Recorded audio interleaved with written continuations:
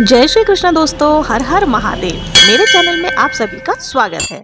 महाशिवरात्रि के दिन सुबह घर में पूजा कैसे की जाती है, बहुत ही सरल तरीके से आप पूजा किस प्रकार से कर सकते हैं, ये आज की वीडियो में बताने वाली हूँ। यहाँ मैंने पूजा की सारी सामग्री ले ली है। संगम का जल यदि आपके पास है, अगर आप भी कुंभ स्नान करने गए थे तो संगम का जल भी आपको जरूर से रख लेना है। देखिए, थोड़ा सा गंगा जल लोटे में रख ले, उसके बाद उसे पूरा जल से हमें भर लेना है, तो यह गंगा जल बन जाता है। इस तरह से आपको पूजा की सारी तैयारी कर लेनी है। जिस जगह आप पूजा करने वाले हैं उस जगह को आपको सबसे पहले गंगा जल छिड़क कर साफ कर लेना है।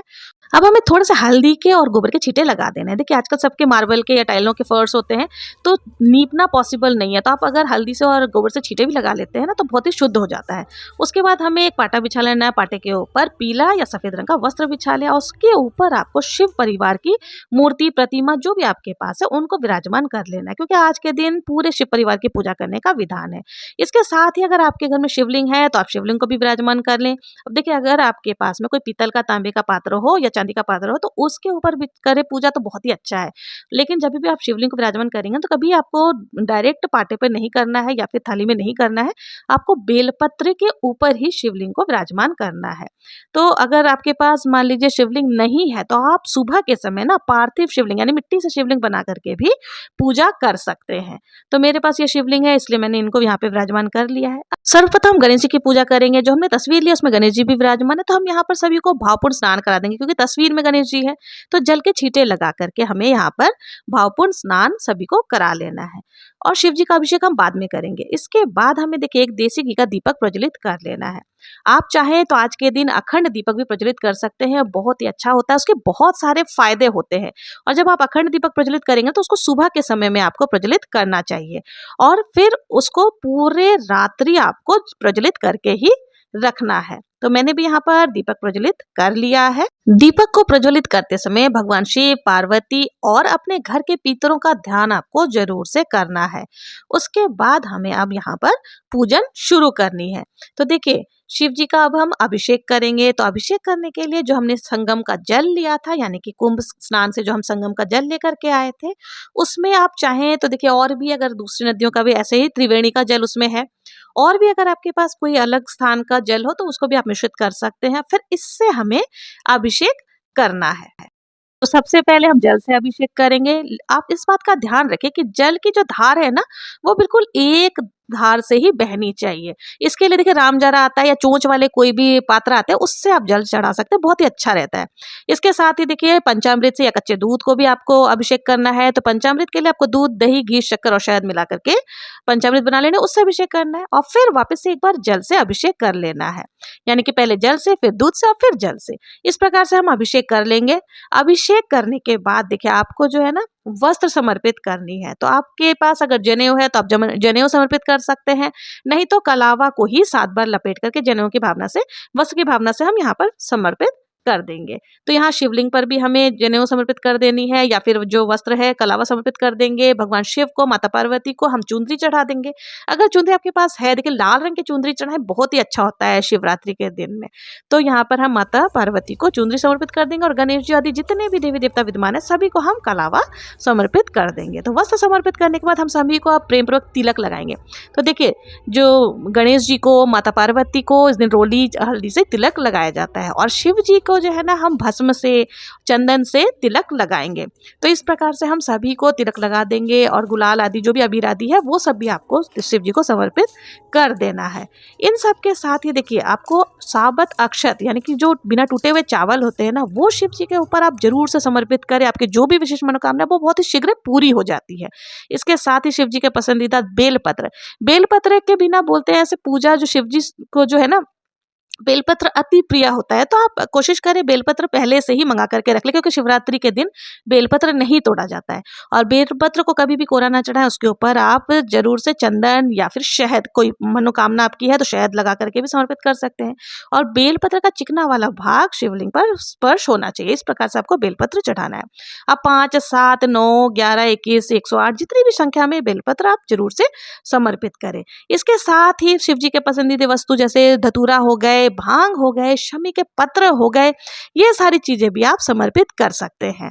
जो भी आपको मिल जाए, देखिए ये सब चीज़ें जो है ना शिवरात्रि के समय मंदिर के आसपास आपको मिल जाते हैं, तो आप ये सारी चीज़ें समर्पित कर सकते हैं। इसके साथ ही माता पार्वती को श्रृंगार सामग्री आपको समर्पित करनी है, तो श्रृंगार सामग्री आप देखिए चाहे तो 16 श्रृंगार भी समर्पित कर सकते हैं या 2-5 की संख्या में भी आप सुहाग सामग्री समर्पित कर दें। इन सब के साथ ही देखिए हमें अब यहाँ पर भोग लगाना है, तो शिवरात्रि के पूजन में बेर का विशेष महत्व होता है, तो बेर मिल जाए तो बहुत ही अच्छा है। उसके साथ ही कोई भी ऋतु फल आप समर्पित कर सकते हैं, पंचमेवा हो तो वो भी समर्पित कर सकते हैं, लेकिन बेर का भोग आप जरूर से लगाएं। तो आप देखिएगा इस समय मार्केट में बेर बहुत ही ईजिली आपको मिल जाएंगे, तो आपको जैसे भी बेर मिले आप बेर जरूर से चढ़ाएं। और अब हमें देखिए फूल समर्पित करना है, तो आपके पास जो भी पुष्प हो, अगर सफ़ेद पुष्प हो तो बहुत ही अच्छा है, सफ़ेद पुष्प आप समर्पित कर सकते हैं। और यदि सफ़ेद पुष्प नहीं है तो जो भी फूल आपके पास है वो फूल आप चढ़ा सकते हैं। पीले फूल है तो पीले भी आप समर्पित कर सकते हैं माता पार्वती को, लाल पुष्प है तो लाल पुष्प आप समर्पित कर सकते हैं। तो बहुत ही अच्छी तरीके से हम सभी को यहाँ पर पुष्प आदि सबको समर्पित कर देंगे और भगवान जी से निवेदन करेंगे भोग ग्रहण करने के लिए।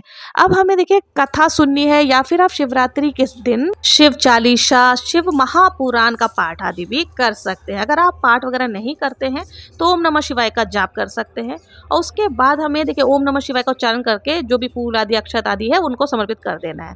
और यदि आप कथा सुनना चाहते हैं तो कथा सुनने के लिए 1 लोटा जल हाथ ले लेना है और हाथ में थोड़े से अक्षत और पुष्प लेकर के हमें यहाँ पर कथा का श्रवण करना है। बहुत ही प्रेम पूर्वक हम कथा सुन लेंगे। कथा देखिए अगर यहाँ सुनाऊंगी तो वीडियो बहुत ही लंबा हो जाएगा, तो कथा मेरे चैनल पर अपलोडेड है, वहाँ से आप देख सकते हैं। फिर कथा सुनने के बाद हमने जो अक्षत और पुष्प लिया था उसको हम शिव जी के चरणों में समर्पित कर देंगे। इस प्रकार से हमारी कथा पूर्ण हो जाएगी और थोड़े से जो अक्षत है वो हम जल के लोटे में डाल लेंगे। अब हमें देखिए बहुत ही प्रेम पूर्वक आरती करनी है, तो आरती पहले हम गणेश जी की करेंगे, उसके बाद हम शिव जी की आरती कर लेंगे। आरती आप चाहें तो दीपक जो हमने प्रज्वलित किया इससे भी कर सकते हैं, और नहीं तो देखिए आप कपूर से भी आरती कर सकते हैं। तो आप बहुत ही प्रेम पूर्वक आरती करेंगे। आरती करने के बाद हाथ जोड़ करके पूजा में रही कमियों के लिए हमें क्षमा याचना कर लेनी है और भगवान से प्रार्थना करनी है कि जो भी हमारी मनोकामना है उसको अतिशीघ्र पूर्ण करे। इस प्रकार से प्रार्थना करके हाथ जोड़ लेना है और हमारी जो पूजा है वो पूर्ण हो जाएगी। देखिए शिवरात्रि की जो पूजा होती है ना, 4 पहर की पूजा होती है। मैंने यहाँ पर आपको बहुत ही सरल विधि बताई है कि अगर आपके पास टाइम नहीं है, आप ऑफिस गोइंग हैं या फिर आप कॉलेज गोइंग छात्र छात्राएं हैं, तो आप लोग घर पर बहुत ही कम समय में सरल तरीके से पूजन कर सकते हैं, ताकि आपके मन में ऐसा संशय ना रहे कि मैंने पूजा नहीं किया या फिर टाइम समय के अभाव में मैं पूजा नहीं कर पाई। अगर मंदिर जाते हैं तो 1 लोटा जल भी अगर आप शिव जी को चढ़ा देते हैं तो बहुत जल्दी प्रसन्न हो जाते हैं। और देखिए अगर आप घर पे पूजन कर रहे हैं और शिवलिंग की पूजा कर रहे हैं तो शिवलिंग में समस्त शिव परिवार की पूजा हो जाती है, इसलिए हमें शिवलिंग का पूजन करना चाहिए। तो इस प्रकार से आप बहुत ही साधारण तरीके से पूजन कर लेंगे। और देखिए चौकी जो अगर आपने लगा के पूजन किया तो उस चौकी को हम अगले दिन हटाएंगे, उस दिन हमें चौकी को नहीं हटाना होता है। भोग प्रसाद जो भी आपने चढ़ाया है वो प्रसाद स्वरूप आप ले सकते हैं। अब बात आती है कि शिवलिंग पर जल सुबह चढ़ाना है या शाम को चढ़ाना है, यह प्रश्न बहुत ज्यादा पूछा जा रहा है। तो देखिए महाशिवरात्रि के दिन क्योंकि हम सब व्रत रखते हैं और सुबह के समय जब हम शिवलिंग पर जल नहीं चढ़ाते हैं तब तक हम जल ग्रहण नहीं करते हैं, तो सुबह के समय भी आपको जल जरूर से चढ़ा लेना है और शाम के समय आप शिवलिंग पर जल चढ़ा सकते हैं। शाम के समय भी आप अभिषेक जरूर से करें, क्योंकि शास्त्रों के अनुसार महाशिवरात्रि के दिन शाम को प्रदोष काल में यानी कि शाम के समय शिवलिंग के अभिषेक का बहुत ज्यादा महत्व है, इसलिए शिवरात्रि बोला जाता है। ठीक है, तो शाम को भी आप अभिषेक जरूर करें। आप चाहे तो दोनों टाइम मंदिर जाकर के भी अभिषेक कर सकते हैं, और अगर नहीं तो एक टाइम मंदिर चले जाओ, एक समय आप घर पर भी पूजन कर सकते हैं। तो ये थी शिवरात्रि की बहुत ही सरल पूजा विधि। अगर पूजा विधि पसंद आई हो, जरा भी यूजफुल लगी हो तो कमेंट में ओम नमः शिवाय जरूर से लिखें। मिलते हैं नेक्स्ट वीडियो में किसी और पूजा विधि के साथ, तब तक के लिए ओम नमः शिवाय, हर हर महादेव।